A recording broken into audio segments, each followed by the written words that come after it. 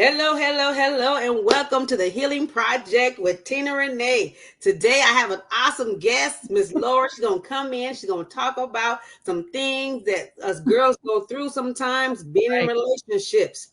But tonight, y'all grab you something to drink, grab you some munchies because it's going to get good. And you don't want to miss anything that Miss Laura has to say because we're going to break it down all the way down. So everybody across the board can understand, everybody across the board can really grasp what we're trying to say on tonight. And again, the Healing Project is a platform for individuals to come on to share their stories in hopes that someone can relate, or someone that is going through that same issue that we've gone through and made it through. The Lord brought us out, but somebody may be stuck in that area. Somebody may be needing that push or that word that will help them get over that issue that they're dealing with on today. So again, the Healing Project is a safe zone. So everybody get you something to drink, get you your snacks because it's about to go down. Hey, Miss Laura, how are you? Hello. It's gonna get real. Yeah, it's about to get real. I'm about to turn the heat up just a little bit. That's right. We can. So allow me to introduce Miss Laura, our guest for tonight. Miss Laura is a mom of 3 grown children, a mother-in-law, a fur mom to her cat, Peaches. That's right. And something about Miss Laura, something that she went through, her life drastically changed in 2022. She was married for over 32 years. Yeah. And then to be forced or to be faced with divorce after 32 years of long marriage. So Miss Laura's going to come in. She's going to talk about her self-esteem and the things that she did when she was going through that divorce process, how she is doing now today, how she's rebuilding her self-esteem, how she's building just in general of who she is as a woman, no longer a wife, and being after 32 years being connected to somebody for 32 years, waking up, going to bed with that same individual, and now to be who she is, a beautiful woman without any excess baggage. Can we say that? Yes, we can. All right, Miss Laura. A little lighter. I always say I lost 190 pounds of dead weight. Oh, there you go. Hey, that's good. That's honey. You lost a lot. I need to try that. No diet, no diet. No. Awesome. Thanks for having me. Thank you for. Ma'am. Well, what do you want to know? Let's back up. So we know you were titled, you were mom. You were of children, adult children, not only adult children, Miss Peaches. And then being married to someone. I see Peaches, somebody running back and behind you. She's right there. That's her. Yeah, she's always nearby. She's my shadow. I know I'm that cat lady. You know what I mean? Like you get divorced, they give you a cat. You know, like you're divorced. No, not really. But she's really a blessing because it's like I needed to have something close to me. I got her when my mom died, because I had this and I kind of interrupted you, but I had okay. In 2020 my mom died, and when you're with someone we're going to just call him a narcissist because even though he hasn't been diagnosed, that's really what he is. Okay. And they don't know how to have any kind of empathy because the disorder comes from emotional neglect. And so they don't have this empathy. So when my mom died, our marriage was already pretty crappy by this point, but 2020, so here we are, January of 2020. Before that, we had almost lost my mom the fall before. Where I don't know if a lot of people in 2019 that say like I had the worst flu. You know what I mean? I'm thinking probably COVID, right? Right. And so my mom died in January of 2020, and we think she died of COVID. Then we go right into the pandemic, and so now we got to be all locked up and everything, and it was really hard emotional wise. I took time off from my job. And then I did go back to work as a speech therapist for the school district, and we were figuring out what we were doing. So I'm having trauma after trauma after trauma, only in like a span of 5 months. Wow. So, that was really hard. And so still no empathy. Like he sort of, they try, They Right. know that they're supposed to hug you or something. They have no idea. So, Right. and it's kind They're of sad. disconnected. They're disconnected. They really are because there's that they were built out of emotional neglect. So they don't know how to empathize. And so it's Right. really hard. And so, there's a reason I chose a man like this. Okay. It was modeled to me. Okay. Mhm. So, and I love my dad. But Mhm. I see patterns in my life where I chose different Right. things. Right. And so then the following year, unfortunately, my sister-in-law, my brother's wife died of COVID. And Mhm. so now Mhm. she was young, 52, and Wow. it was traumatic, obviously. We were all still going through so much trauma. So Right. one of the things I learned was we were all, look, the entire world was in a worldwide pandemic. Yes, we were. Yes. So congratulations, everybody. You have been given a trauma. Okay. Hey. Everybody who says I don't have a trauma, yes, you were given a trauma. Yes. When we went on lockdown, you went into a trauma. And Yes. so it was one after the other after the other. He didn't know what to do with me. Okay. Mhm. I didn't know what to do with me because it was I was barely recovered from my mom. And here Right. our sister-in-law dies. And it was so traumatic. A 52-year-old shouldn't be dying. Absolutely. And that's hard. So he would had said to me, God, you're always in a trauma. Oh, wow. That's nice. Well, because they don't have the emotional capacity to really say, I don't know what to do with you. I don't know what to do. And I'm like, God, you can't like look it up. And I think Right. back, I think Google back, it. Google it. you can't Google like how do I comfort my wife? I mean, Right. so he was really interested in because they are interested in anything that's exterior to make them have Right. a facade. And so Right. he was very interested in electric cars. And I would say to him, I go, you can't even figure out how to comfort me, but you know everything you need to know about electric cars. Isn't that kind of crazy because Yeah. even me dealing with narcissistic Yeah. behavior with my ex, it was kind of weird how he can love on an animal or love a dog, but God. couldn't show me how to do it. But get this, the kicker was he'd be so affectionate in front of everybody else, but as soon as we behind them closed doors, it was totally Yeah. different. Yeah. And that's the thing is that, you talk about the way I am no longer a wife, but I have to tell you, I have more peace because yes, in Hmm. society we are taught, right? Societally, we're brought up, you get married, you have kids, you do the Right. things, Right. and so I did want that because it was modeled to me that Mhm. my parents were married until my mom passed away. They were married for 50 something years. Wow.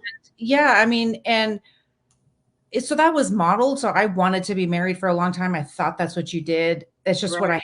had in my head.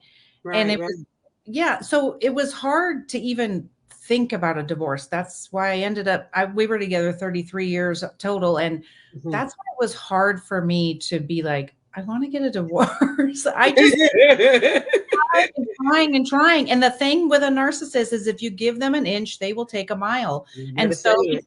so because I kept trying and allowing him, I'd say like that's so rude. I'm always in a trauma. Like we had two people die. Wow. But he was just I allowed him to speak to me that way. This is not to shame anybody, and it's surely not to shame myself. Right. Just know that every time you allow a behavior, and this can be Mhm. in any toxic relationship you have, Yes. if Yes. you allow a behavior and continue to allow a behavior, it's just going to keep happening. They're not going to go, Mhm. oh, well, that was rude of me. No, they're going to go, hey, she Mhm. let me do it last time. I'm going to do it again. Do it again and see how far they can get. Absolutely correct. Yes. That's for sure. And so then anyway, so that to me was sort of the demise of our marriage. Really, Okay. when my mom died, it was the demise of our marriage because it was blatantly obvious he wasn't going to be able to handle anything. So we actually decided to go to marriage counseling one more time because I asked. I'm like, you're a jerk. Let's try one more time. And my therapist, my personal therapist, kept saying, you have told him so many times what you need. Yes. It was Yes. down to basic wants and needs. When Right. you're begging for someone to just love you, acknowledge you, he wouldn't even acknowledge my existence. Like you said, he loved the dog. You're right. he'd love the dog before he loved me. And that to me was hard. And so when I would ask for basic wants and needs, I mean, that's ridiculous. Like, who does that? Like, who has to beg for, but that's what you do. You end up begging for basic wants and needs, and that's Yes. really hard. And so he would say in therapy, yeah, we're gonna do this. We're gonna, work all this out. Mm-hmm. Therapy turned into something's wrong with Laura. I think there's something wrong with her. And she should probably go on meds and all these things. And I was Oh, like, wow. yeah, it was bad. And of course, I was starting to come out of, I started to realize what was happening. I had Mhm. just learned about gaslighting, but Yes. I'm not a PhD like I am now. For God's sakes, I feel like I have a doctorate in narcissism. Narcissist, right? All I wanted to do was like save my marriage, and instead I'm narcissism. All So I right. started to understand what was happening, and I was like, "What?" I threw like a big old fit in counseling because I was like, "You Uh-huh. guys are gaslighting me and all this stuff." And they were like, "Yeah, you should probably go on meds." And I Oh, was, and so wow. I talked to my personal therapist, Mm-hmm. and she goes, "Yeah, that's none of their business. And actually, you're fine." And I don't think she could say, "Yeah, they're gaslighting you." I don't remember Mm-hmm. her saying that, but I think I was starting to come to that conclusion by myself and just starting to stand up for myself and understand that I deserve better than what was happening. And he was never going to change because Mm-hmm. she said, so this is a good thing to ask yourself. Are they unwilling to do something or are they unable? And he was unwilling because he has Mm-hmm. the capability, he has the brain capacity, he's Right. smart enough, he's all these things, Right. to understand you don't treat people like this and expect them to stay. But that is their whole goal is to treat Yes. Yes. as Yes. treat you as poorly as possible so that you are the one who says I want out because they will never do it because they're not going to be the bad guy. They'll stay No. forever. And even before it comes to an end, they already have a new supply. Mhm. Somebody who does not somebody who does not Thank know thank their you. MO. Somebody who doesn't know how their behavior is. Because they thinking, he may be the knight in shining armor that they've always been waiting for because that's what they Yes. do. They Yes. things that you wanted him to do, he is now doing it with the new supply because for one, she doesn't know him Right. Yeah, altogether. so no, even though it's actually his new wife, he actually married her. Okay. And so the reason is, I'm sad to say this to about another woman, but she was the perfect one for him as far as she has past trauma. Okay. Okay. Excuse me. She has past trauma. Oh my Okay. gosh. Am I not supposed to be Uh-uh. talking about this? We're being delivered. All of a sudden,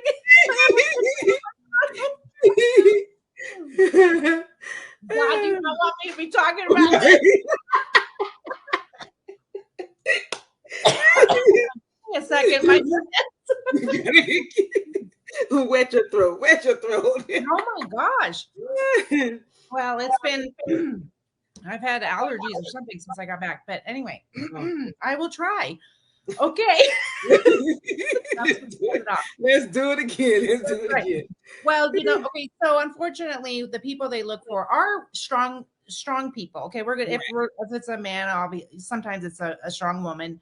Right. And it's not always like that. But in this case, it is. And she's a strong woman, but she has past trauma and she Mm. has been divorced and she has been hurt before. Okay. So he is the knight in shining armor. He's everything she's ever wanted. And Mhm. so I feel really bad because she was the perfect target and Mm. she's following the rules right now. Right. And that's what I say. I said, I stopped following the rules. I started calling them out. They don't like it. Yes. Come on. Don't like Yes. it when you start identifying, hey, your behavior is inappropriate or it's not okay. Yes.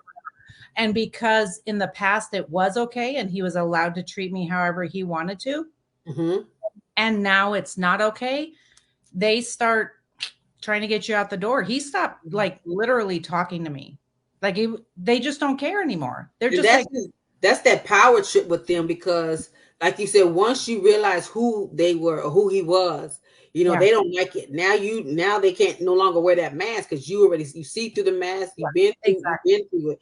And that's something that narcissists, they truly hate, because for one, they don't like to be called out. If they're Right. doing something wrong, they don't want you to call them out. But not only that, even if they're in the midst of doing something wrong, they don't want you siding with the other person, because they want you to side with them even in their wrongness. And Right. that's an issue that they have, is because they always want to be right. They want to be the center of attention. Um, It's they in a want. weird way because mine said he didn't want to. And Mhm. then he would be like, you always want to be the center of attention. But that's because they project what they're feeling Yeah. back to you. So Right. if they say like, you're so obnoxious or whatever, that they might be feeling that way about themselves, or the way you were talking to that guy over there, you're probably cheating on me. That's their way to, they're kind of telling the truth about themselves. They're kind of Mhm. telling on themselves Yes. when Yes. when Yes. they're trying to, they're talking about what you're doing. So they Mhm. would, he would say the meanest things to me, and I'd be like, for Pete's sakes. He'd say, no, but we were at this party and everybody had a problem with you. I can't believe the way you behaved. And so I really took it to heart. Like, what did I do? What? And he would Yeah. tell me everything I did wrong, but it was just a way to control me. And sadly, Yes. Yes. thinking back to that, it just makes me sad. But of course, that's, I was part of the mind games. It was just the way it was. Right. And I would believe these things. So every time he said something and I believed it, it was just Mhm. another way to control me. And so Yes. he would keep doing it, you know, Yes. until he couldn't do it anymore. And then it was time to leave, Yeah. and And, sometimes even being in a narcissistic relationship, marriage, you're doing the right things, and like you said, they play the mind games.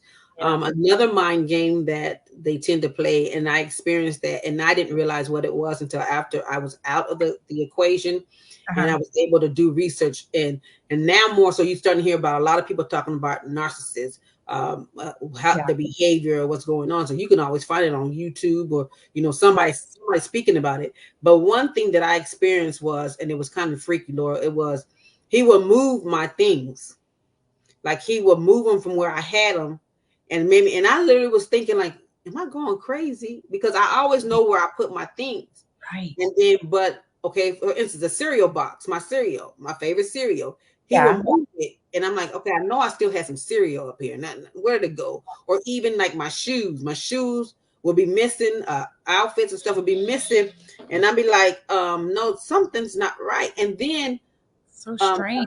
right, and I was doing research, and there was a doctor that's on YouTube. Okay. She speaks about it, and she's saying that's how they get you to get you, like you feeling like you're going crazy, Yeah. because they move your things. They do it on purpose to Just make you anything off. like that, any little thing. I just remember the dumbest things, and I believed him. And so, like, so then it just makes it easier, right? Because Mhm. if they move something like that, if they do something and then they deny it or whatever, or then they can be the hero. Oh, I found your cereal, or I found your Right. shoe. You're so dumb. I can't believe you put them in the garage or whatever, right? Right. It's just another way to belittle, belittle, belittle. And Mhm. I never heard him say he was sorry, because what they do is turn it around. And this is why I did what I did, because you remember the time you did your thing. It was always, and I remember for years saying, oh, this is the part of the fight where you tell me what I did wrong. Right. And he would be like, you're so rude, I can't believe you. But I was identifying what was happening, but I didn't know what was happening. Mhm. You know, Mhm. I just remember saying, I also remember saying, it's been about 5 years or so where I Mhm. started saying out loud, like when people would make fun of me, like say my family or Mhm. certain friends, I'd go, somewhere along the way, I gave you guys permission to treat me like this, and it's not okay. Mhm. I would Right. just I would just say it out loud. And Uh-huh. I didn't know how to set a boundary with it, but I knew it was wrong, and I was just kind of making an announcement. Special announcement. I don't like because the hard part is boundaries are not telling, like I can't tell you, Tina, like don't talk to me that way. I Right. have to be like, Tina, if you're going to talk to me that way, I'm going to leave, I'm going to leave Mm-hmm. the room or whatever. Right. That's the difference is boundaries control me, not you. And Mm-hmm. so I think I had the idea that I was starting to see that I was worth more than the way I was being treated, but I didn't know how to do it. I didn't know how Right. to set Right. boundaries. Right. And then, and it's sad because, even, and I'm surprised that yours wanted to, he was willing to go to counseling, because mine, he didn't want to go to counseling. He was very adamant. And then, like, when I would go and speak to my bishop and first Uh-huh. lady about what was going on, because they married us. So went back to whom married us. Yeah. But even me doing that, it caused a big ruckus in our household, where that man didn't speak to me for, Wow.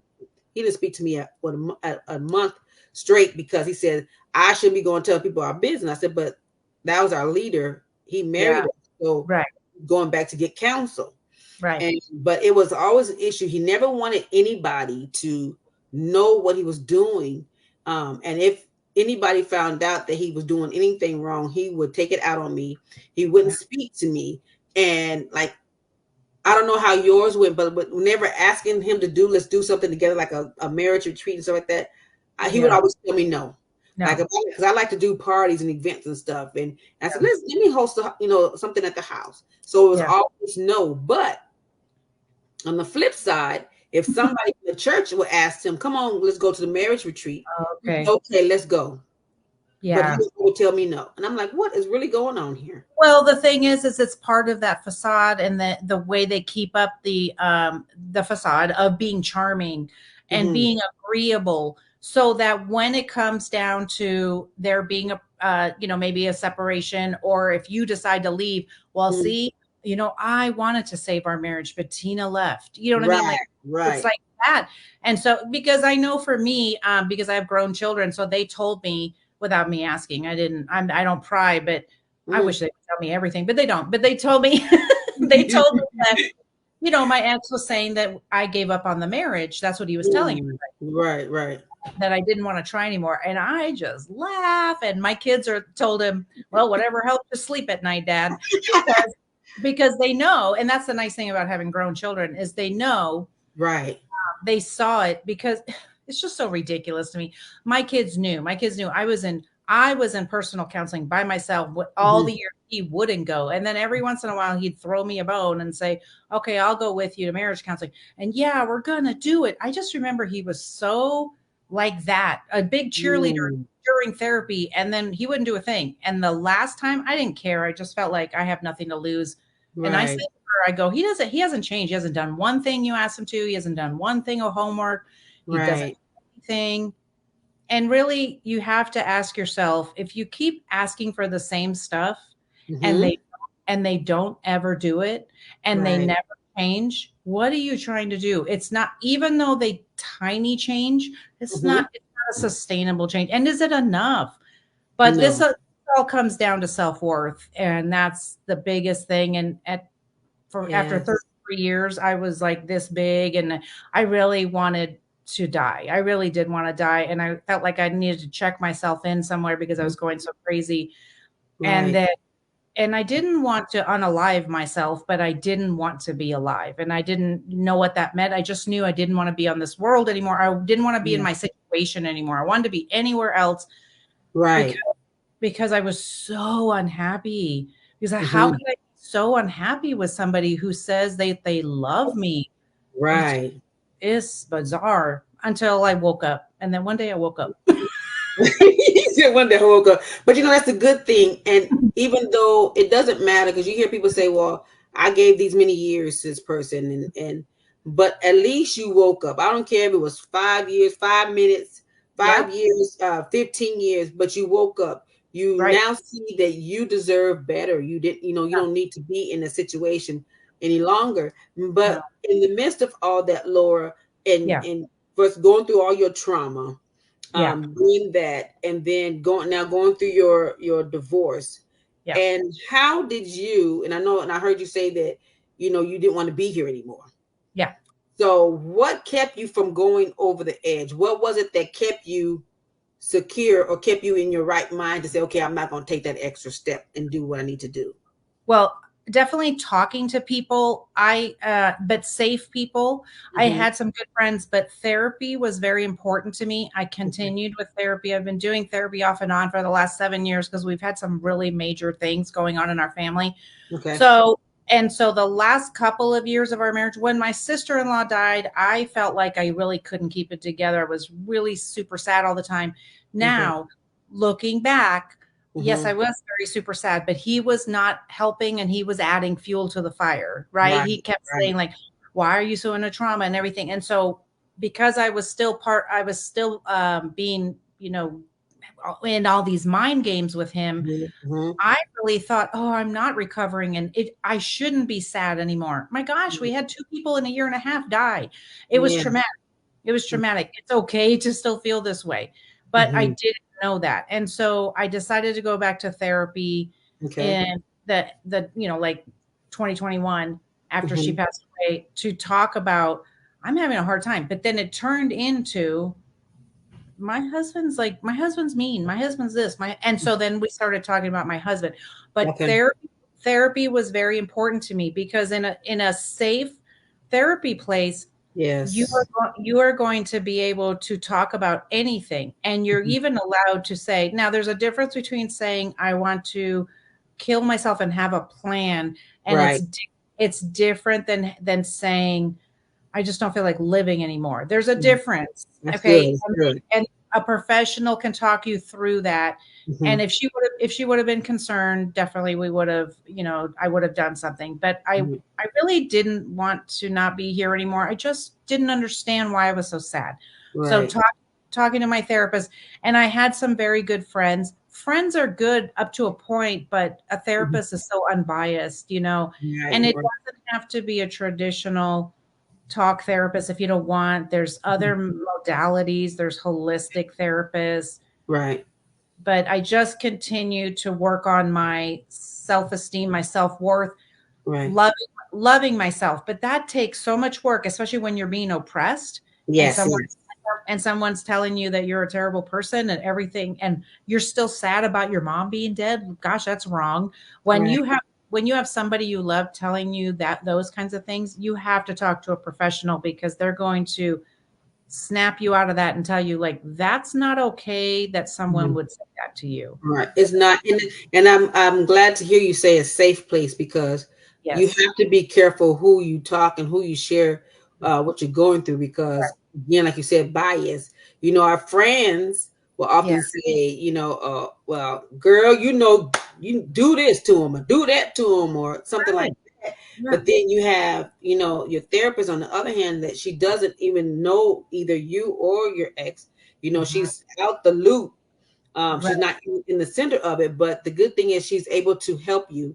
She's Yeah. able to give you techniques and things to help you come Right. back to reality, to help you get things back in track. Because again, even ending a 32-year marriage, that's traumatic in itself because Right. you're used to doing everything with this individual, and now you went to bed being married and with somebody, and Right. then all of a sudden you wake up the next day and you're not with Right. that person anymore. And now you're going through a divorce process.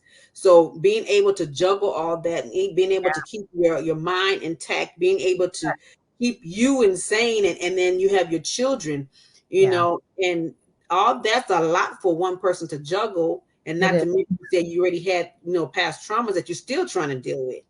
Yeah, and that's why it's important. I still see my therapist and we still talk about lots of things. And with this fool, I still got lots of things to talk about because, he's always um thanks Monica. Yeah, it's right. Be safe, So there's always something to talk about, and even on the months where I feel like, well, I don't need to tell her anything, there's nothing to talk about, she always talks about something, that because you have to continue, because once you leave your marriage, not Mhm. even your marriage, once you leave a toxic relationship, it does not matter if you separate like from your family Right. or maybe a best friend or whatever it is. When you leave a toxic relationship, you're going to I have trauma, and there's Mhm. a thing called a trauma bond where Yes. where Yes. I hate this person. I will say it. I hate this person for what he did to me, but I Mhm. still would cry at night and go like, my brain would be like, "Aren't we married?" Right. And and don't you hate that? Because it's even like you be like, what they've done to you, and you know what he's put you through. And then Yeah, like me, I would feel guilty. Like, oh, yeah, should I leave him? How's he gonna be if I leave him? right. And I used to hate myself because I would be like, why am I feeling sorry for this man? And he didn't put me through all this daggone trauma. And here I Oh, it's just amazing to me that the things we think, but it's because we're so bonded to them, and of am. course, being married for so long, I believe that we were one, right? Like Right. I'm a Christian woman. So that's what I believed. And so it was hard. And then when I found out he was with somebody else, my mind went right to like, hey, that's my husband, even though it wasn't anymore. You know what I mean? Right. It's, Right. it's hard. So that there's specific, as much as I didn't want to read about everything narcissist, there's a reason why if you figure out what kind of a toxic relationship you were in, say a Mhm. toxic parent, narcissist relationship, whatever, and you Right. can really start to focus your healing on being specific with that because it's Mhm. not like regular, this was not a regular breakup. This was Right. I was I was in a trauma bond, emotionally abused by a narcissist. Yes. So there's specific ways to heal from this. And Mhm. so I continue there. I still learn things. I still follow like a million things on Instagram and watching Mhm. all different things, about Mhm. how to heal and is this normal? Mhm. Is this okay that I'm still feeling this way? Because for so many years, Mhm. him telling me, "You're still crying about your mom?" Well, that's because he won't cry about his mom because she's the one who emotionally neglected him, and so he doesn't have that Mhm. emotional capacity. So then I feel sorry. Like, what's gonna happen when she passes away? Yeah. Like, Yes. it's just like they don't have it. They don't have it in them, and it breaks my heart. So, but he's a grown ass adult. He could have gotten help. But it's funny you said that he didn't cry for his mom. Like mine, he lost his mother 3 years Yeah. prior to us meeting. Okay. He said he never cried. He said he's Yeah. never shed a tear at all. And I said, you don't get sad around her birthdays or holidays. And he Yeah. says, no, I don't. And I'm like, okay. So when I began to ask about their relationship, he would always, oh, it's good, it's good. Just shut it down. Oh, it's good, it's good, it's good. Yeah.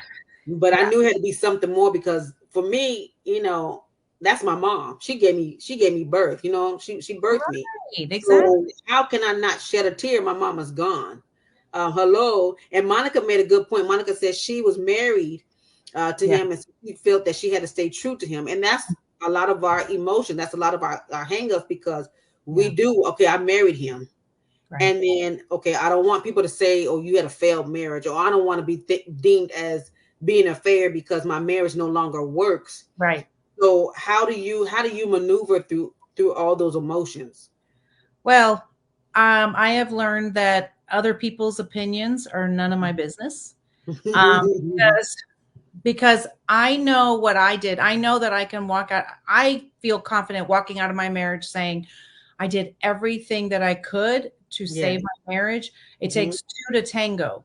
And Absolutely. then and so I felt okay because I tried everything. I really did. And at some point you have to say like, geez, I am worth more than this. Not just my husband is mean, but I'm being abused.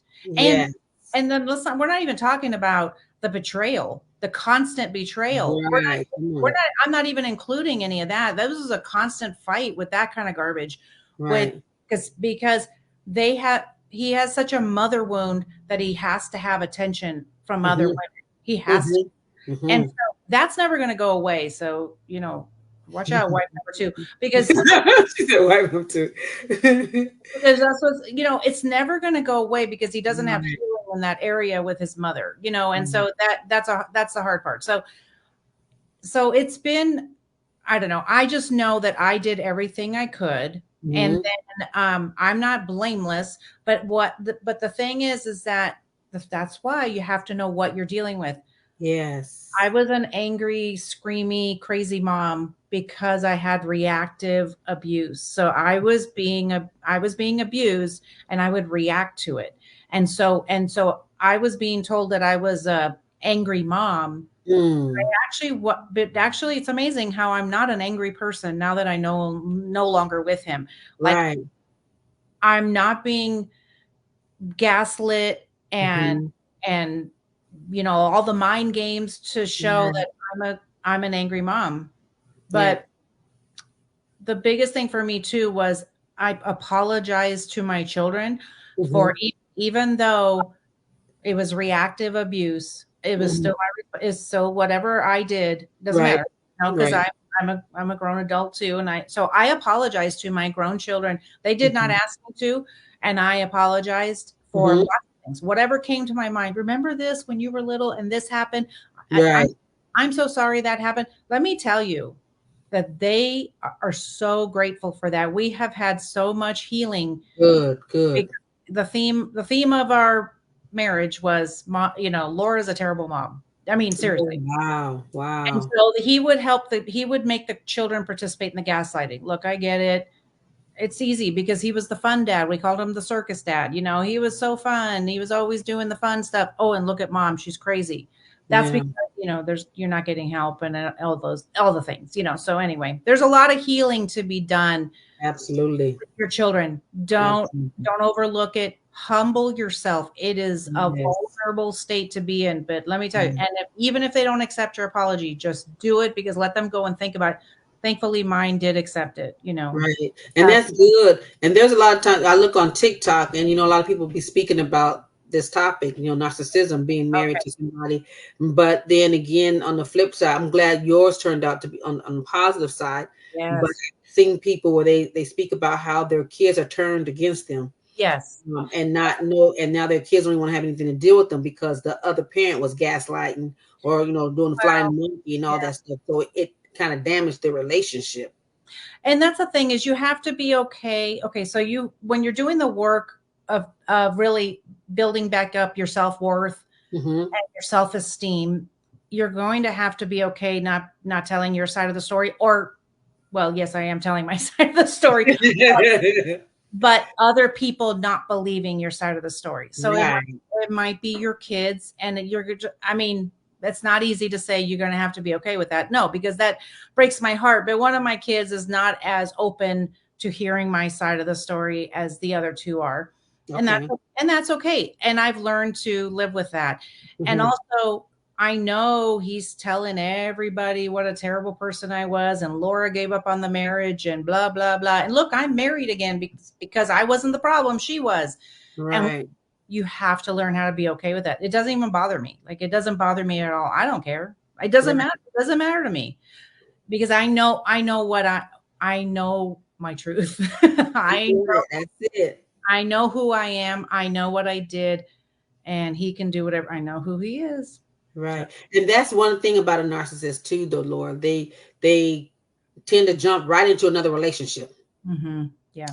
Whether it be marriage or whatever, but they jump right into another one, not allowing themselves to heal. No. But there was a guy, what's that guy's name that you actually shared his post on your page too. He's on TikTok and he's a narcissist. Oh, Um, Lee Hammock, that yeah, guy? Yes. yes, yes. So he speaks about it, frequently because he said he's a narcissist, Yeah. and he gives a lot of good, great information. I would say good, great Yeah. information because he's speaking from within, because this is who he was and this is who he, is trying to come out of. Yeah. But again, I'm glad that he had the open mind to go and get help. Right. Because he is married, so it helps him a lot, and I'm Yeah. glad that he's sharing his story because a lot of times people don't believe you. Mhm. You can go and you can tell them, hey, man's doing this to me, this man's doing that. And I've had that happen to me where they say, oh, that's not him. Not him. He I was so good. He's so good. But they know. don't understand, like behind closed doors, they're a total different animal. That's the So thing. they don't It's believe you. they don't believe it, and it's a really, we shouldn't be talking like that to our friends who are saying, I'm being abused. You know what I mean? And it's Yeah, like, yeah. that's not your job to say, really? Are you sure? That's not your job. You Right. And know, Monica said it takes a lot to get to that point, but you're there. thanks, Yeah. Monica. I'm doing a lot of work. That's for sure. I feel like I'm in a really good place, but let me tell you, it's taken a year. It's been about 13 months that we've been divorced, but it's taken, and it was just in January that I found out that he was with his new supply, who had always been there in front of my face, but Oh my. But I didn't know they were together until about, in January. And it broke my heart, and it really set me back Mhm. because I start like everything starts, like what were the lies, all these lies and everything. And so that's the hard part. That's why I started to really be targeted with my healing and be like, okay, so they do this and then they Mhm. do this. I Mhm. could tell. And that I, once I started understanding, I told my kids, okay, well, they're together. Okay. So they're going to be engaged in a few months and then they're going to be married within the end of this year. Oh wow. Right. Yeah. They did it, and then people were, I don't know why someone had to tell me, have you seen her engagement ring? Why would I look at her engagement ring? So, but because I don't follow That's them on social that's media, messy, messy. I look at that. But this is, I actually just did a video on this before I came on. What was the smear campaign when they start talking bad about you can also have no words. It looks Hmm. like she got a bigger engagement ring than you did Oh wow. because that proves to them in their brain Hmm. that they are not the problem. That you are. You are, and this girl is way better. In fact, she's half a carrot more better, or she's a carrot bigger better. Right, right. Because, and I, someone told me about her engagement ring. I said, yeah, my engagement ring was bigger than his last fiance. So it's like, So it's getting bigger and bigger each time. nobody's going to be able to afford it. But the thing is that I look back and I know he did it to me too, what he's doing to this girl. But Yeah. I can't blame myself. I can only live and learn and not do it again. That's all I can do. That's good you said that because that was my next question to you. So, at what point did you stop blaming yourself for what happened? You Yeah. know, and that's part of going through the process. It's like a process of elimination Yeah. and part of grieving because a divorce is like death. Well, it is death. Right. And what happens is you have your stages of grieving, and Yeah. one of the stages you have to come into you got to come to terms with, okay, this is what happened. Yeah. This Okay, is my, so yeah, this was my responsibility. Well, I have to say that I was sitting, I wasn't sure. And I would actually ask myself, what did I bring to the divorce, to the marriage to make it mhm, end? mhm. And I was, this is just going to sound terrible because I don't know any other way to say it. I'd be like, I didn't do anything wrong. But listen, it's because I felt like I had done so much. You don't even know. I had done 30. I really did. I did everything. And I'm not saying I was perfect, but what I'm saying is I felt like I had done so many things and it just Yeah, wasn't working. right. So, with that being said, I was sitting in a divorce class and they wanted us to look at Mhm, what was our responsibility? What did I, whatever, what did I do, whatever. And I said, you know what I did? I allowed him to have a girlfriend. I allowed him to talk to me rudely. okay, So, yeah. so when I was like, why am I thinking like that? Well, there is a thing that it's not like we're not responsible, Mhm, but when it comes to narcissistic abuse, we're not responsible in the same way that if we had a divorce that was like irreconcilable differences right, or something right. like that. Okay. So it's not the same. When you're being abused, the victim Mhm, doesn't have the same kind of level of responsibility. right, right. So it's hard to say, and it sounds really like I did nothing wrong. No, absolutely not. That's not what I'm saying. I'm Mhm, saying that the way I behaved was a product of my environment, and so I've yeah, been healing from that, trying to heal, be a better person. yes, How do I live in this world yes. without reacting the way I did in the past? And Mhm. so it's different. It's different than going like, I was a nag. I wasn't a nag. And if I was a nag, it's because I was being abused. It's just it's hard because I don't want to sound like, I don't have any responsibility. But there is a Yes, difference. but it's good. You're so funny. It's good that you brought that up because, regardless, we're all adults, and no matter what, even if you were a nag, but Yeah. at the end of the day, he knew right from wrong. He knew he made those laws with you, so it was his choice to step out. It was his choice to do what he did. Right. Even being in a narcissistic relationship, Yeah. they damage your emotional, your Yeah. mental, but Right. also they can even become physical, Yeah. where they start hitting on you. And that was one of the things I had to deal with as well because he had broke my ribs. Oh my because he God. jumped on me because he was angry, and I'm like, what are you angry for? But Right. those are some of the things that will happen with dealing with a narcissist, Yeah, because it's all about control. it um is. it's Right. all about control. And something Monica said too, she goes, I wish I had known then Yeah. what I know today about the healing, the trauma, etc. I can imagine a more healed version of myself. Absolutely. You know what? And I had that same mindset too, Monica, where if my kids didn't go through when they were young, when they were younger, Yeah. um, it was only happening to me, but in our reality, it was happening to my children as well. Right. And I felt that if I just don't think about what I went through, don't think about the trauma that I had to endure, that it'll Yeah. go away. But it didn't go away. It just manifests in other areas in my life. And Right. that's how a lot of us think, okay, well, if I don't think about it, it'll go away. If I just sweep it on the rug, it'll go away. And No. that's the truth, because it will eventually come back and hunt you and bite you in the butt. And you'll be like, oh, I thought, I didn't think about it, so it's going to go away. Right. But You're going to get it's triggered or something. Something's going to come up that's going to push a button. I mean, just sitting in therapy the other day, and it's not really necessary for me to tell you what it was, but she was asking me a question, and I was all, and she could tell. She goes, what happened? And I go, oh, it's touching something. You're pushing a button. And yeah, I started a new thing. And the thing is that what's important about therapy is if you're not honest, you're not going to get through this. Let me tell you, I was absolutely. able to go through. I told her, I go, this is what it's touching. I can't believe when you said that, this is what I felt. Mm, And guess what? We talked about it. 10 minutes later, it actually was done. And so, good. or you can be wearing it like a backpack and carrying it around every day Mm-hmm, and mm-hmm. going like, this is really annoying. This is Yeah, annoying. You yeah. know, I see people walking around and they're offended and they're often triggered. And Mm-hmm. listen, an offense is saying to the world, I don't know how to handle my emotions, so I need you to do it for me. Right, right. And so that's not how we should live our life. So if you're being offended or triggered by something, a trigger is not a don't talk to me that way because you're triggering me. A Mm-hmm.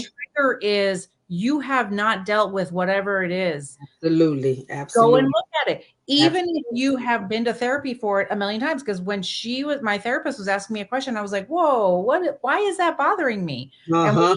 we talked about it for a minute and it was gone. And so, but you have to be honest with yourself. Absolutely. And that's just like going to the doctor's office. If you have Yeah, a if exactly. you Yeah. have if you have an ache in your body, Yeah. and in your left leg, and you go to the doctor and say, oh, I have an ache in my right arm. So how can he properly treat your leg if you're telling him another part of your body is hurting when it's not that part? So Or and no, everything's that's fine. No, it doesn't hurt. right, right. Your bone is sticking out. No, it's Sticking fine. out, right? No, it's and fine. it's and it's something we actually have to be honest with ourselves. Okay, yes, granted, it's gonna hurt. It's gonna hurt. No pain, no gain. But Right. in order for us to properly heal, or for someone to properly heal, we Yeah. have to say, okay, this is what it is. Or if you see yourself repeating the same cycle, okay, so I Right. just got out of a narcissistic relationship with this person. Now I'm back into another narcissistic relationship with this person. I have to find out was something wrong with me. There's something inside of me that's keep attracting these certain Yeah. individuals. Yeah. And so once you get to the root, like you said, once you get to the root of it, Yeah. then they can properly treat it. And then when they treat it, then you can, start healing yourself from the Yeah. inside out. And then by the time you realize it, okay, that thing that used to trigger you no longer triggers you. Or Yeah. that individual that used to, get you all in a bunch no longer affects you in that manner, Right. because, okay, yeah, hey, how you doing? And keep moving. And Yeah. so it does, it's very important that we heal our trauma, because we don't want to take it into the next relationship if we want to entertain it again. We Well, don't that's want the thing is you're not going to find anyone that's healed if you're not healed. You're going to to. attract what's unhealed inside of you. Yes, I do not want to go through this again. And yes. that's why you'll see things on say Instagram or whatever TikTok that Hmm. where women are like I'm think like when I see my empty pillow next to me, this is the Hmm. thing people don't understand. There's a peace in that because Yes. I want to be healed before there's anyone's laying next to me on that pillow. I want to be Yes. healed so I'm the best version of me and that I then bring, accentuate their life and they accentuate my life, and we can Mhm. enjoy each other rather than Mhm. I got to explain myself, or they're toxic or whatever. I don't want to put up with that. Right. I'm too old. I don't want to deal with that. I know, I know that's right. I second that emotion. Nobody's got time for that. It's like a magnet. It's true. you're toxic, and so you're gonna start attracting these toxic people or broken men. You still broken on the inside. You still have some issues, or childhood issues, or daddy issues, or what have you. And on top of whatever you've gone through from your last relationship, you're gonna start attracting all that, and you be like, "What in the heck? Yeah. How did I get him?" And you thinking you're healed. Right. You never dealt with it, but you thinking you're healed because it never Yeah. manifests itself, in your life right now. And then Right. you get into another relationship and you be like, ooh, he just screamed at me. And so now I'm ready to fight. Or he just said a word. I Or he remember it's just the silliest thing, but I live with my brother, and when I moved in, he asked me about something that was in the fridge, and my ex had an issue with things in the fridge because he has food issues, and so he would always like, "What's this? And what's this? And why didn't you eat this?" And like it was a constant fight. It was the dumbest thing. I talk right. about I talk about it on my podcast, but my brother just asked me like, "Hey, what's this?" I answered the question, then I went to my room and started crying.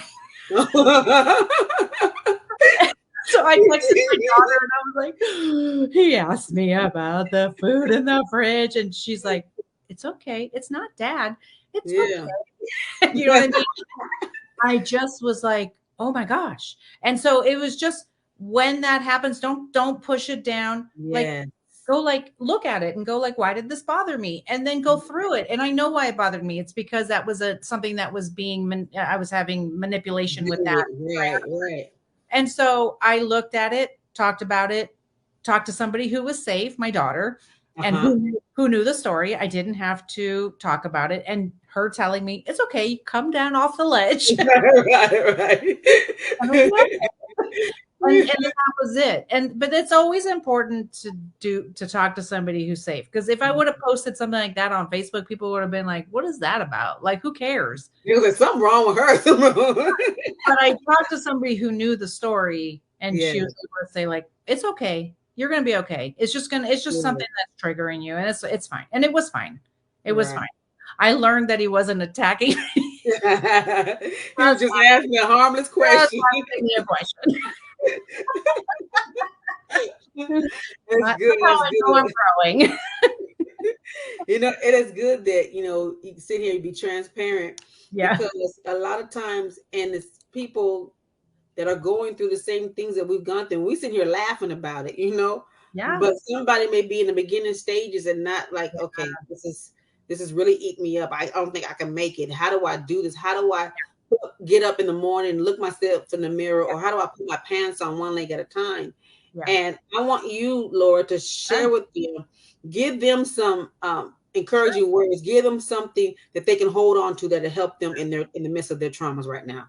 Well, I know the beginning for me was really hard, and so I did things that were very good for my mind and for my soul. So I did. A lot of friends recommended to me, don't skip exercise, even if that means walking. Okay, get out Mhm. in the sunshine. And I know we're going into fall and winter, whatever, doesn't matter. Find a place, even for a minute, to maybe do some walking. But I also wrote scriptures and Good. happy thoughts and encouraging words to myself on post-it notes, and put it all over my bathroom mirror.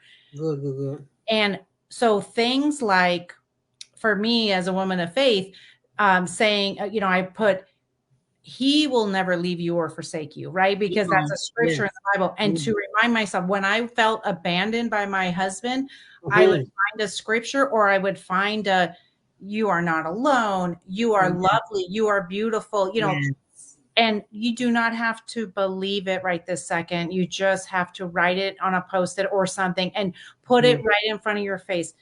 On your phone is not going to do it, because if you're like me, you go to Mhm. your phone, you go, why was I on my phone? And now I'm on Facebook, and 20 minutes later, I'm sad. You know what I mean? Mhm. So Right. go do the tangible things. I loved also journaling. Journaling was very important.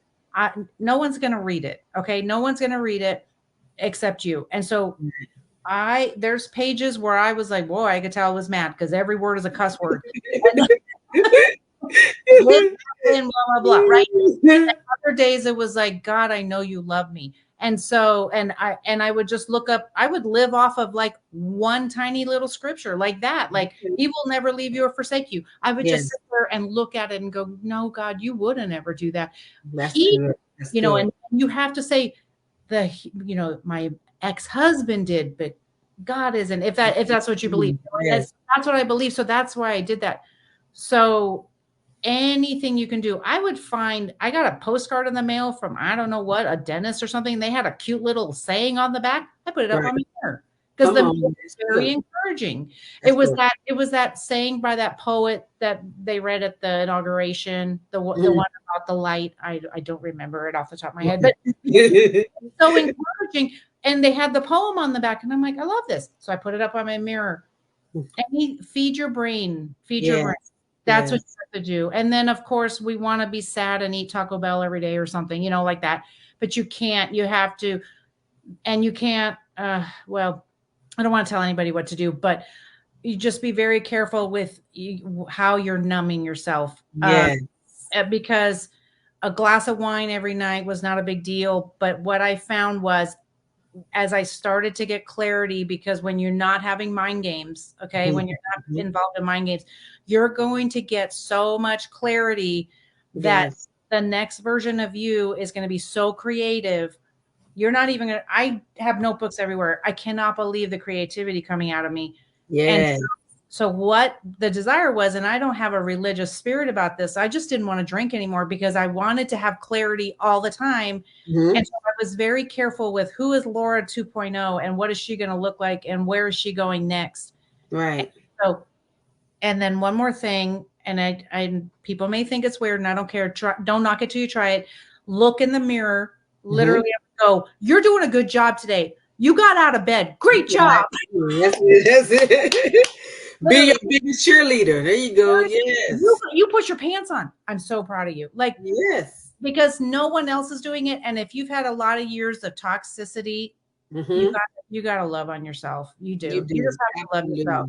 You're going to go so far that way. Absolutely. You have to love yourself first before you're able to love anybody else. Yes. And look at Monica. Monica's amazing. Monica recorded an episode. She's amazing. I need you on my next show, Monica. You got to get to know her. She has an amazing story. She shared on my podcast. She's a great person. I love her. Yeah, that's right. It's the Monica fan club. Get it, Monica.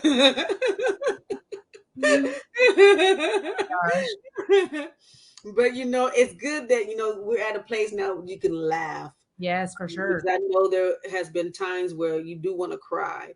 Like self-medicate. We have to be mindful of what we are putting in our bodies because we're hurting. So either it's eating or it's something else that you're trying to do.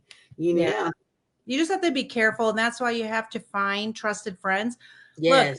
Look, lots of people were around me, but I can probably name on, maybe there's less than 10 who are trusted that I can actually say, this effing sucks right now. And they will be like, yes, it does. And it's going to be okay. Because you will be amazed how many people have gone through this. And it makes me sad. When you were saying like people who are just starting their journey, I have three friends who are just starting their journey, and all they want to do is cry, and they don't understand why he left, and they don't understand why he's being so mean. And so, okay, so we can use what we've been through. Absolutely. I'm only a year out. Doesn't matter. I can say to them, it hurts right now, but it's going to get better. So I want to encourage your people. It hurts right now, but it's going to get better because every day the sun rises. And so, and we're the person that's there. Okay. And so, one other thing I made was, and I think Lee Hammock talked about this. He said, make a shit list of all the terrible things that they did to you.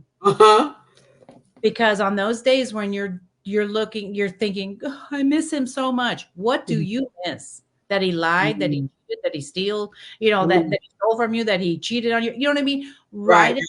Write it down. And I know we should be looking at oh, these are the positive things that came out of my marriage. When Mhm. you are dealing with a narcissist, you cannot positive your way out of this. You have to look at what they did to you so that you can go like, never again, never again. I don't want Right. this. Right. And that's true.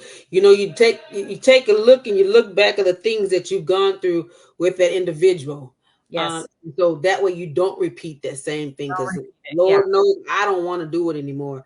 I know. But and I know you don't either, but we Mhm. have to learn. It's like a lesson. It was a lesson, it was a Right. test.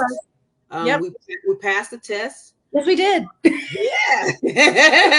We passed the test. We passed the test and we are, and God is still able to use us. God is still able, for his kingdom and the things that we've gone through. Yes, we've gone through the things, and yes, it hurt like crazy when we're going through it. Yeah. But and I tell people this all the time, the things that we've gone through, it wasn't necessarily for us, it's for somebody else that we may cross paths, Right. and we'll be able to share with them the things or the steps that we took, Yeah. the things that we're doing to get ourselves back together, and Yeah. things how to incorporate how to love us again. Because when you're in a relationship, when you're in a marriage, sometimes you forget how to love ourselves. Yeah, for sure. You're always watching or looking out for somebody else. And then being a wife and you're a submissive wife and you're doing what you're supposed to Right. do for your family and for your husband, and Right. you're oftentimes you lack doing for yourself. But it's very important, even though you are married and you are, Yeah. in the relationship, you still have to take time out for yourself. Never Yes. let yourself die to the wayside because you're trying to maintain or take care of somebody else's needs and their well-being. But you got to take care of yourself, your well-being, Yep. because if you are depleted and if you are completely empty, Mhm. how can you continue to give? How can you You continue to can't. love somebody Right. when you're out, you're on E. Right. You can't pour from an empty cup. No, you can't. So we have to be, it's important. And I did take time for myself, but the thing is, it's so continued, the abuse continued. But I think that's why I had almost like a running start because I had been in therapy and started to love myself. But then I was like, but geez, nothing, if nothing's changing. So that's why you have to look at the big picture. And if you need to, maybe ask a friend, like, what do you think?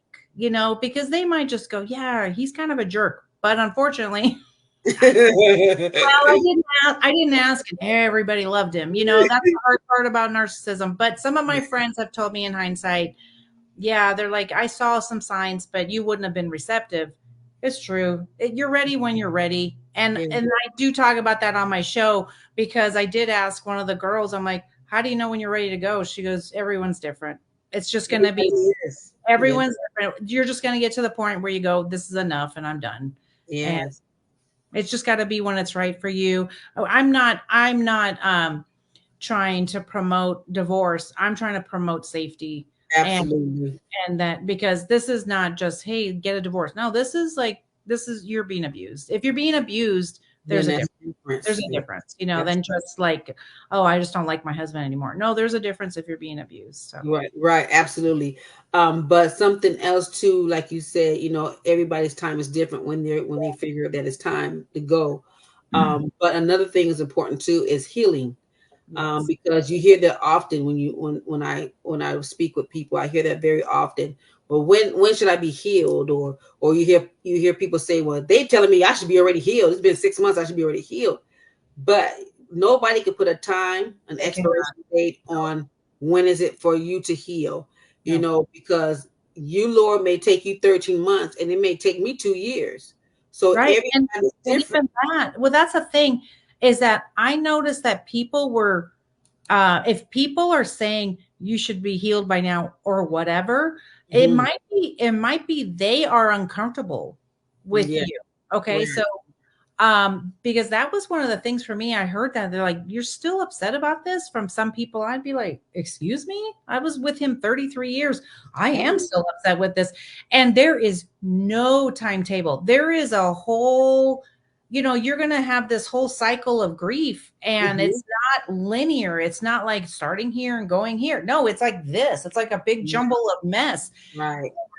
I don't cry about him every night, but I still think I still am going through the healing. I am in a much better place than I was 13 months ago. Absolutely. And I feel very much ready. Like I could have somebody new in my life. I feel very ready for that. I feel very healed in those regards. Yes. But I know, like, because I was just in therapy the other day and she said something and I was like, what's that? What's that thing?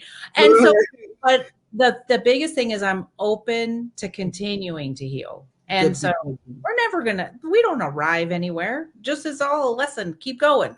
Keep going. There you go. But I want you for the ones that are in relationship, getting in relationships and don't know the signs or the red flags. So throw them out. Well, at the very, very beginning, so if you're just starting to date and they're already talking about the future right away, or they love you already and those kinds of things, moving too fast is a red flag. Yes. And then also if they kind of start putting you down in little ways to, oh yeah, I wouldn't have done it that way, or just even, oh, you can, I don't know. There's just little subtle put downs. And if you don't like, if it makes you feel uncomfortable, every time something makes you feel uncomfortable, and if you say like, hey, that was kind of rude, and they go, well, you're just really sensitive, that's a red flag. Those kinds of things where everything comes back to be blamed onto you and they don't want to take any responsibility. Yeah. And there's a million red flags. There's a ton. And so what is that? What you'll find is they never really take responsibility for anything that even comes out of their mouth. Yes. If you catch them in what looks like a lie, like yes, you found a pair of underwear in, women's underwear in their car or something, and they're like, oh, I don't know where that's from, or I got mixed it up at the laundromat or something. Look, if you're suspicious, I'm not saying walk around being suspicious all the time, but once maybe, okay, yeah, but the next time, let's start looking a little more carefully. To me, I can think back to so many red flags. Yes, he would just put me down. Nothing was good enough. Nothing was good enough. Nothing was good enough. Yes. And I just thought he's kind of a jerk. And then then they give you a little bit. And then they take it back. Yeah. I'm so proud of you. Things like that. And also if you share something really personal with them and then they listen to you, but then later they use it against you. Yes, absolutely. Normal people don't do that. Monica said they isolate you from your friends and family. Yes, they do. Yes, they do. Like all of a sudden, everybody was like, I don't, he would say like, oh, I don't like that girl for you. And I think back to the people he said that to me about, and I think they were very strong women. And I could see that they could potentially have been a problem where maybe I would have shared my concern with them about my husband and they would have been like, yeah, girl, that's a problem. And so if they see a strong woman and you're hanging out with them, they'll start to isolate you. They don't want you to, only them. Oh, you spend too much time with everybody else. I want you to spend all my time with all your time. Yes. And then of course they're out with their friends, but you can't be out with friends. And they'll choose their friend over you too. They'll do a lot of choosing their friends over you. Yeah. And going back to you saying that, strong person, because I know mine's, he didn't even want my mom coming to visit me in Texas. Oh my God. He didn't want her to come and stay at the house. So when you see things like that, please take heed to it. Don't just, downplay it. If you see it in the beginning, believe what you see in the beginning.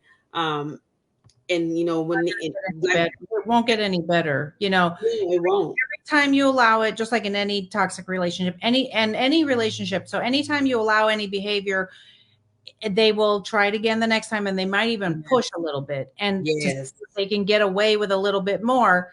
And Right. because if you allow it and you believe their lie of their Mhm. excuse of why this, that, and the other, then Mhm. they're just going to keep doing it because they don't have, they just are, it's a disorder. And Yeah. so their brain doesn't work like ours. They're working off of deceit all the time. All And the time. it's just because what can I get out of it? What can Yeah. I do Yeah. for me? Not Yeah. for, they don't care about anybody else. And if they ruin birthdays, Christmas, things like that, they're notorious for that. Like they Oh my don't God. Yes. Ooh. Yes, Lord. Yes, Lord. Yes, Lord. Yeah. just go through one birthday or one Christmas. That's it. And if you did not have a good time or they blame you for, just get out. She said, just get out. Just get out. but Right. even but even let's talk about even the phone calls, like even in the beginning. Like if you're wondering why they ghosting you all the time, Right. take that, take that sign and run with it. Because you hear a lot of girls and like especially on TikTok, they'll Yeah. talk about why is he not responding to me? Right. He wait 3-4 days to talk to me, and they're good for that. That's the sense of them trying to control you in a way That's because exactly it. And so then you're like, so then you're almost begging them to call you. yes. Why haven't you, why aren't you calling me? Why aren't you? And then finally they respond. So what you did though was you begged them. And so now they got their control back. And it's such a high for them. It's like, I'm going to see how far I can go with this Mhm, girl. Okay. mhm. And it's so sad to me because it's really a test. And so begging, begging, begging. I just remember so many times with, Yes, with my ex when he wouldn't talk to me and I'd beg him to talk to me and then he'd start talking to me. Well, because he needed me to beg. yes, That's the control. And so when you are working on your self-worth, you don't beg anybody for anything. You don't, absolutely. Say it no, again. Say it again. Say it you again. don't beg anybody for anything. It's an honor to be friends with you. That's the thing. I mean, you don't want to work on your self worth to be conceited, but my gosh, we are worth more than having to beg for love. Absolutely, absolutely. We're worth more than that. Yes, yes, yes. So, Miss Laura, this has been an awesome time. Listen, we could talk for an entire weekend seminar on this. Right. Hey, future event, y'all stay tuned. Yeah, there we go. We'll do it. Yeah, let's do it.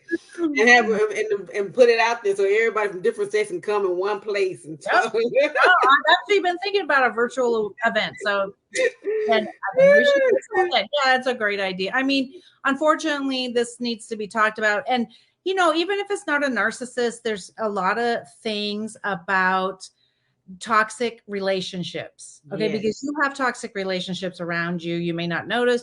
You might have that person at work that you just don't like. Okay. They right. may be toxic. And that doesn't mean they're a narcissist. And the label doesn't matter, guys. It doesn't, the label doesn't matter. It's just the knowledge. So now how do I work with this person? Yes, How do I live with this person? And sometimes you can't continue to live with them because you're worth more than that. So, and that's not a failure. It's not a failure to have a failed marriage when you left abuse. It's not a failure. So no, no. I'm a winner because I got out and I'm safe. My children are safe. Yeah. And Yeah, I'm happy. Like look, when you want to not be in this world anymore, that's bad. Yeah. That's a not a, bad place. that's not a marriage. That's not a Yeah. marriage. Yeah. That's a bad place. That's bondage, honey. So, right. That's a bad place. But Monica said have a retreat. That sounds good, Monica. Yep. Yeah, Okay. have somewhere on a cruise ship. No, I don't want to go on a cruise. I don't like cruises, but we'll figure something else out. We can compromise. Yeah, okay. We'll meet in the middle. We'll meet in the middle. Gosh, like, I mean, okay, so even just saying that, like, I don't like cruises. Oh my gosh, that would have been like, I would have never said that to you ever a couple No. of years ago. But no, because I just was so scared to give my opinion on anything Oh, because he had me so oppressed, right? right. And so to give my opinion, it's so funny. I still go like, hey, I gave my opinion and I'm okay. That's a Oh my good God. thing. Good thing. It's That is okay. so awesome. Awesome. And and it is a good feeling to get that power back. Um, Yes. and it's good to be able to be free. Not to be feel like you have to walk on eggshells because you don't know how to. Oh, Monica said in the woods, have it in the woods. Well, maybe you never know. I have Yeah. ideas. Yeah. But just to have your sense of peace back, Yes. and not having to argue for every little thing, it is truly a great feeling. It And is. I always say that your peace is rare. Your peace should be protected at all costs. Yes. Don't allow anybody to infiltrate that peace. I don't care who it is. Right. And like you had mentioned earlier on in the segment, where boundaries, the boundaries is not for you, it's for me, it's for you. So that way Yeah. we know how to set this. Okay, if you Right. disrespect me again, I'm letting you know the first time. If you disrespect me again, then I'm gone. I'm not tolerating it. Situation. And the thing is that I saw, and I had seen this on TikTok or something, where somebody said, if somebody's trying to set a boundary with you, they still want you in their life. So Absolutely. I can just walk out, and Hmm. that does, like, let's not even say a marriage, like just say a friendship. I Right. don't have to set a boundary, but if I'm setting a boundary, that means, hey, Tina, I still want to be friends, Right. but if you continue to speak to me that way, I have to leave, that kind of Absolutely. thing. And so it's a good thing when people want to set boundaries, and for people, for like even myself as a former people pleaser, it's Hmm. hard, but learn how to set boundaries. Setting boundaries for yourself is the ultimate really self-love, because it really shows that you are worth being respected and whatever. You can't force somebody to respect you, and it's just important to know what you want and Yes. how you want to be in this world, who you want to be. Now, don't overcorrect and be like, I'm never talking to anybody, and you're isolated in your bedroom for the rest of your life. Don't. Right. Right. When we say protect your peace, we don't mean go hide in your bedroom forever. Right.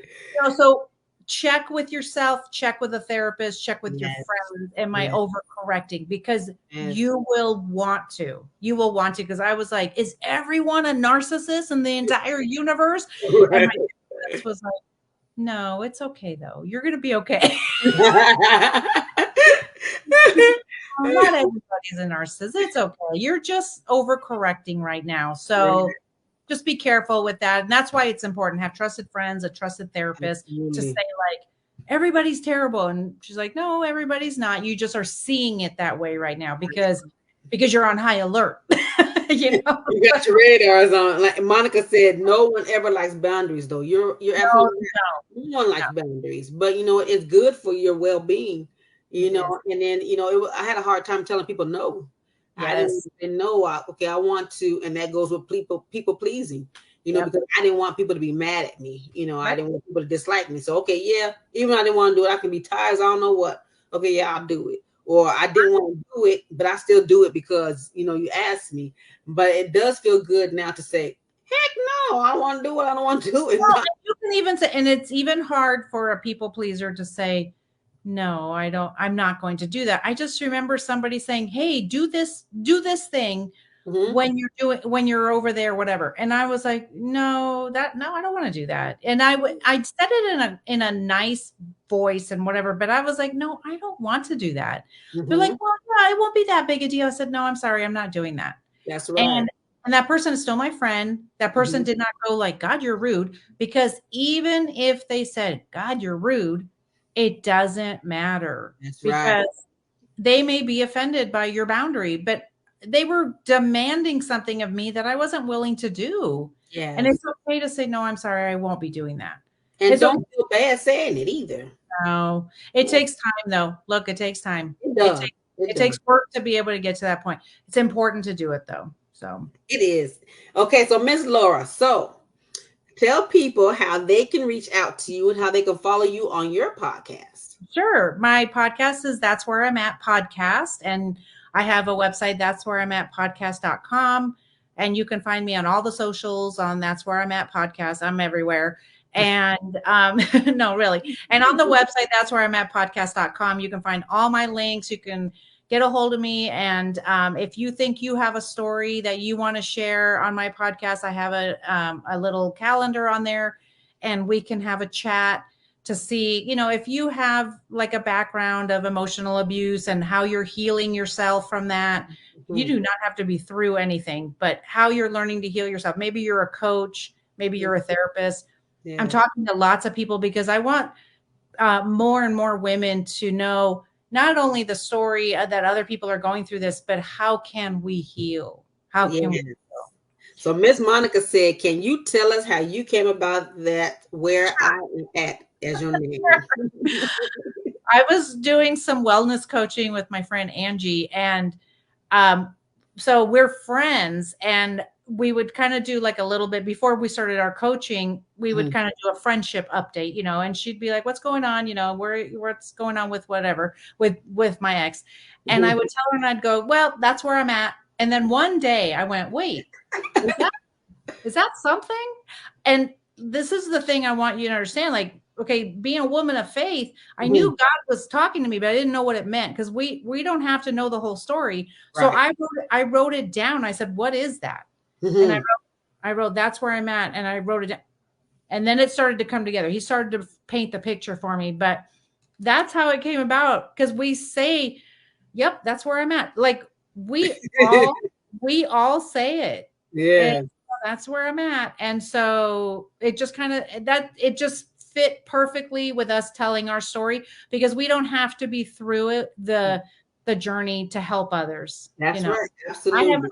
arrived anywhere, but I'm further along than the person behind me, and the person in front of me can help me. So we can all help each other. Yes, I do love that story. Thank Yes, you, ma'am. Marcia. Yes, Miss Monica. I'm gonna Thank be reaching out to you, Miss Monica. you. Should. You should. You should connect with her. Yeah, she's awesome. Yeah. But it has truly been a blessing. Sitting here listening to your story, hearing your story, what you've gone through, how you came out, and how you're still thriving, how you're making changes in other people's lives as well. Yeah. By your blogs, your podcasts, and stuff like Yeah. that, and how you're truly living your life now. Because you just went on a trip. Yes, I did. I went to Paris because he wouldn't Yes. take me, so I took myself. Find my blog on my website, because that's the thing is, look, it just is something. It was sort of an eat, pray, love kind of thing, right? I just wanted to do it, and I stood under the Eiffel Tower and I cried because I did it. You know what I mean? And so it's just those little things. Like, just listen to the things that God is telling you. It doesn't have to be big, like going to Paris, but little things. Like, one of the first things I did that I didn't think I could do was go hiking because that was his thing. And the Mm. first time somebody asked me, "Do you want to go for a hike?" I started crying and I said, "I don't even know if I like hiking." And I Oh. and so just even I was out the first time hiking going, "Hey, you guys, look, I'm hiking. Look, and I'm okay." And Yeah. my friends were like, "Are you like, what is happening with you?" But I'm like, "You don't understand. I didn't even know if I liked it." That's so sad. Like, I didn't even, Yeah. you know what I mean? And so, look, just Oh. take the baby steps. That's all you have to do. That's That's all. all. That's all. That's it. And We if have to tomorrow grow. all you do is wake up, that's okay. That's That's okay. That's all that's it takes.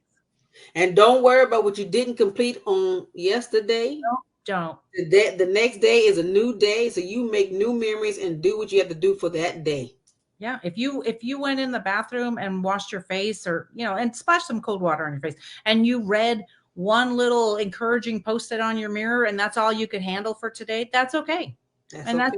that's okay. It's baby steps. I remember lots of those days where I'd crying on the floor in my room because I couldn't even, like, the bed was seemed too high. Like, I felt like the floor was a mess. Now I feel better. Now I can laugh about it. And that's good. And when you come to that place where you can laugh about it now, it shows that you're healing. It shows that you are in a better place, and it is good to laugh. I love to laugh. I do too. My Some God. people don't like my laugh, but oh well. But I love to laugh. Not too bad But for them. Plug, plug your ears. so Look, laughter is good medicine. It's good. I It's good am medicine. telling you, look, I cannot even believe half the stuff I went through. And so at this point, I do look back and go, my God, what, and I have to laugh at him because, like, I can't believe I fell for his games. But you know what? We're human. I know exactly why I chose him, and I was desperate to be loved and all that, and so that's why I allowed it. But I'm not going to shame myself because That's right. 2023 Laura knows better and she's moving forward in a different way. So That's right. Let's keep that note. that's right. That's where you're at. That's where I'm at. That's it. I hope everybody will come follow, and that way we can continue to share our stories, and then you can hear Tina's story when hers comes out. Right. Awesome. Awesome. It has been truly a pleasure, a Thank blessing. you I for love it. I love having it. me. Yes. Thank you for what you're doing too. I just love that we Thank you. connected. I just really appreciate what you're doing. Thank you for having me on here so we can share our stories. Yes, ma'am. Let's make that change. That's right.